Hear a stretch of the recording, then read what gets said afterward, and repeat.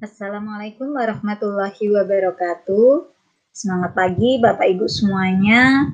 Pada kesempatan hari ini izinkan saya untuk mensimulasikan, mensosialisasikan tentang AKM. Mohon izin share screen Bapak Ibu ya.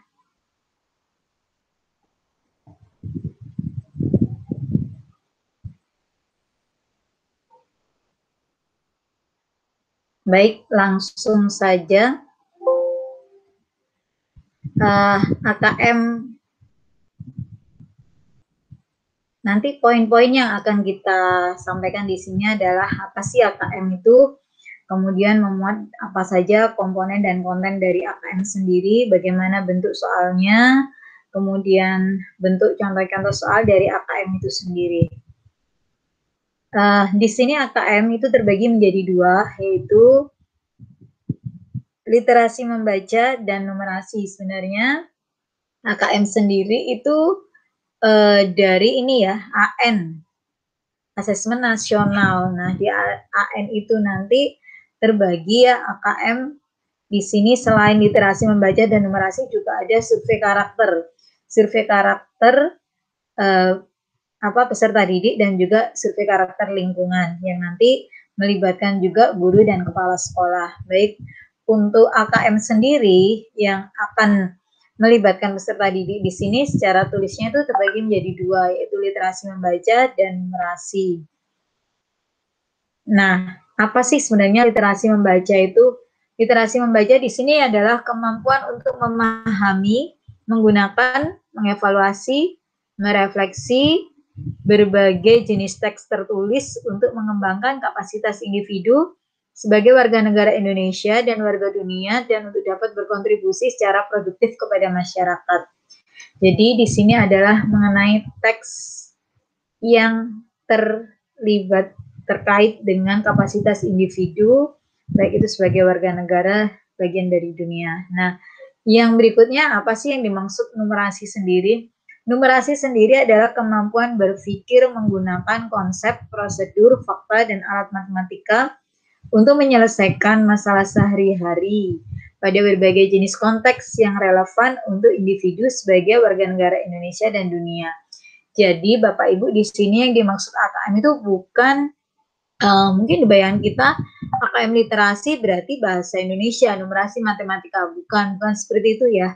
Yang dimaksud AKM literasi di sini juga memuat juga ada konsep sosial, juga ada sains, kemudian ada juga norma-norma dan lain sebagainya, termasuk juga tentang personal. Begitu juga numerasi nanti dikaitkan dengan personal, sosial budaya, kemudian saintifik. Jadi mencakup seluruh bidang mungkin yang diajarkan di sekolah saat ini. Nah, tujuannya apa sih dari AKM numerasi sendiri? Yaitu membantu peserta didik mengenali peran matematika dalam kehidupan nyata, sehingga dapat membuat penilaian dan keputusan yang diperlukan serta menjadi manusia yang bertanggung jawab dan mampu untuk bernalar atau berpikir logis. Seperti itu ya Bapak Ibu. Jadi di sini itu numerasi bukan sekedar di matematikanya, tapi bagaimana penerapan matematika itu dalam kehidupan sehari-hari. Sebenarnya dari kita bangun tidur sampai kita tidur lagi itu tidak bisa lepas dari yang namanya numerasi. Contoh kita bangun, pasti yang dilihat adalah pukul berapa ya. Nah, ketika kita lihat pukul waktu, nah itu kan berarti juga terkait dengan numerasi. Kemudian kita nanti selesai makan berapa jam ya kita melakukan kegiatan ini. Nah, kemudian kita berangkat kerja, berangkat ke sekolah, jarak tempuhnya. Kemudian apa istilahnya roda putarnya, banyak sekali dalam kehidupan sehari-hari sebenarnya yang berkaitan dengan numerasi, hanya secara kadang tidak menyadari ya. Nah, komponen AKM sendiri itu nanti akan dibagi menjadi 3 berdasarkan konteksnya, kemudian level kognitifnya, dan juga berdasarkan kontennya. Baik, untuk konteksnya sendiri di AKM itu terbagi menjadi yang pertama adalah personal, yang kedua adalah sosial budaya, Yang ketiga adalah scientific. Nah, yang dimaksud personal itu apa saja ya? Yang dimaksud personal di sini bisa saja mulai dari persiapan makanan, belanja, permainan, kesehatan pribadi, transportasi pribadi, olahraga, perjalanan, penjadwalan pribadi, keuangan pribadi, mengukur, menghitung biaya, memesan bahan untuk bangunan, penggajian, mengukur, menghitung biaya ya, dan lain sebagainya. Kemudian untuk konteks sosial budaya itu bisa juga berupa pemungutan suara, transportasi publik, pemerintahan, kebijakan publik, demografi, periklanan, statistik, dan ekonomi nasional. Jadi di sini kita tahu bahwa AKM itu bukan sekedar bahasa Indonesia dan matematika, seperti itu ya. Kemudian scientific di sini adalah meliputi misalkan tentang cuaca atau iklim, ekologi, ilmu medis atau obat-obatan, ilmu ruang angkasa, genetika, pengukuran, dan keilmuan matematika itu sendiri. Itu adalah untuk saintifiknya. Nah, untuk konteks AKM sendiri, berdasarkan presentasi distribusinya adalah sebagai berikut. Untuk di kelas SD itu personelnya yang lebih banyak kan. Jadi untuk penanaman karakter yang utama untuk tingkat SD itu. Kemudian sosial budaya yang 30%, saintifiknya 10%. Semakin tinggi maka personelnya semakin berkurang, lebih banyak ke sosial budayanya. Kemudian untuk level AKM sendiri ya, di numerasi itu ada 3 level, yaitu knowing atau pemahaman, applying atau penerapan, dan reasoning atau penalaran. Sedangkan di literasi itu dibagi juga 3 level. Di sini adalah level 1 itu kelas 1 2, level 2 kelas 3 4, dan level 3 adalah materi dari kelas 5 dan 6. Nah, untuk level kognitifnya seperti ini. Di SD misalkan ya, untuk knowing-nya 30%, applying-nya 50%, dan reasoning-nya 20%. Seperti itu. Jadi sebagian besar 50%-nya berupa penerapan. Supaya anak-anak tahu penerapan dari literasi maupun numerasi dalam kehidupan sehari-hari.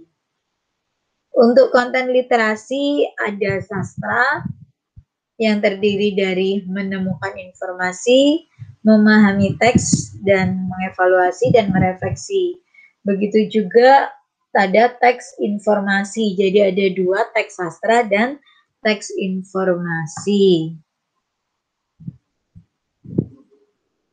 Kemudian untuk konten numerasi sendiri terbagi menjadi beberapa, yaitu 1 bilangan. Bilangan itu meliputi nanti representasinya, urutan, operasi, kemudian geometri dan pengukuran. Itu ada geometri, ada pengukuran.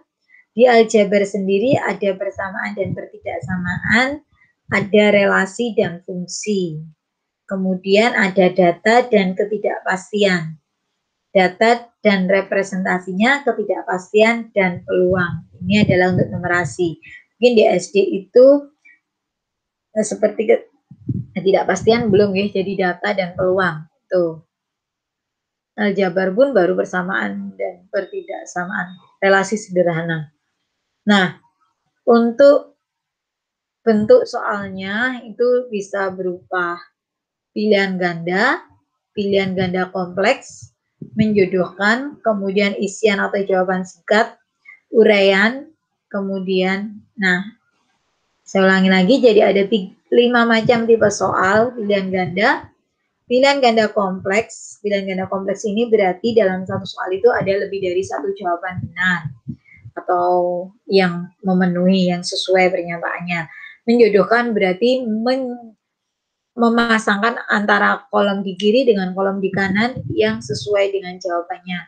Isian atau jawaban singkat seperti yang biasa dilakukan kepada anak-anak. Kemudian kalau uraian ini adalah jawaban yang panjang. Baik, untuk pilihan ganda sendiri, ini kriteria dari penulisan soalnya.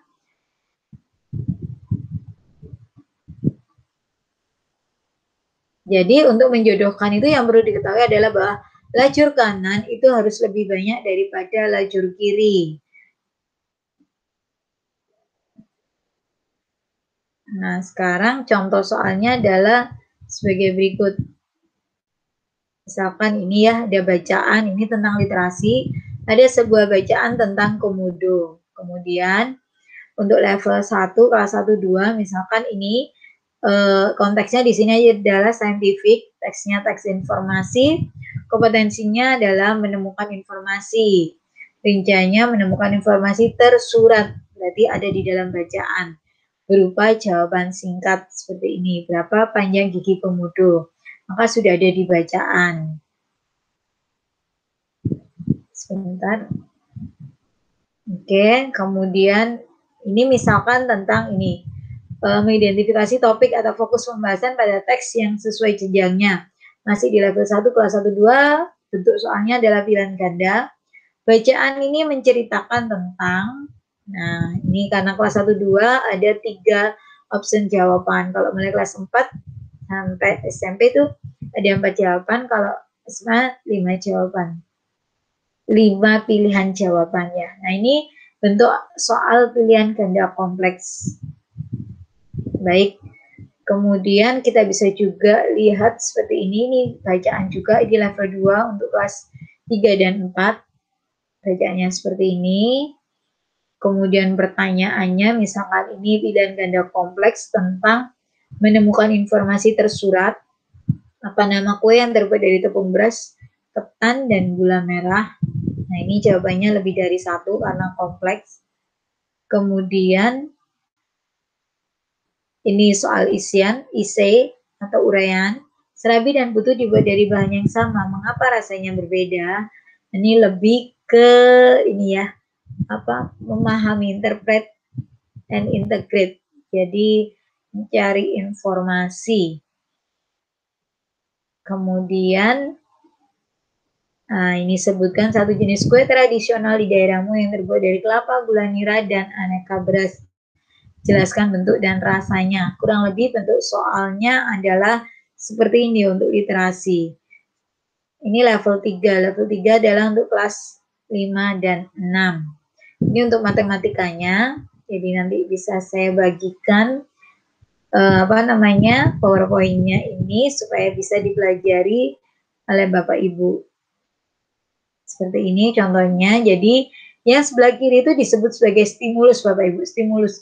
Satu stimulus itu bisa lebih dari satu pertanyaan. Contohnya ini, stimulusnya adalah sebuah vas bunga berbentuk limas persegi.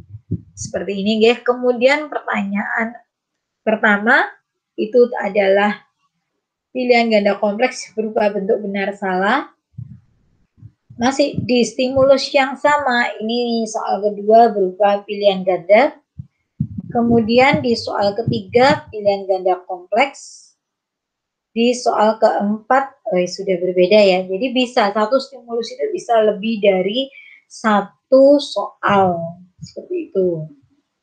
Kemudian ini adalah tentang bilangan, mengurutkan bilangan.